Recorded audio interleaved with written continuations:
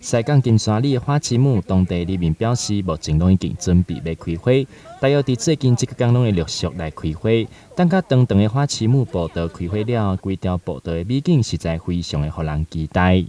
你即届花旗木的赏花季要搁开始啊！咱的镇花已经含苞待放啊！阮公所伫今年有较特殊的讲阮有叫咱的社造替代役伫现场做过来装置艺术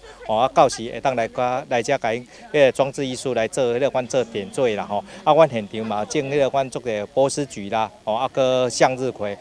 希望个赏花民众到时会当来赏花啊！即摆区公所为着要互规个步道更充满艺术感，伫咧3月8号当地装置艺术嘛会来完工，准备伫3月19号花季开幕的时阵，做伙提供前来游客有更丰富的赏花感受。西港区区长林cường汉表示，去年因为有个路段花旗木中断，今年竟增加300-400万的经费来延长步道的长度。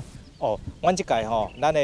因为阮旧年阮发现讲咱的花旗木的步道有个部分有中断啦阮所以阮就特别用了300-400万的经费将个花旗木甲延长甲做较长的互会当来看，来去踅较远啦咱即届我后壁面遮搭有这个款咱等下会当去看着，有阮去做足个装置的花架啦搁做足个点缀啦希望咱的赏花会阮的朋友咱会当来有一个较好的赏花的环境。即摆花期大约一直到清明的前后，3月19号以后，欢迎大家会当做伙小招前来赏花。台南新闻刘品言采访报道。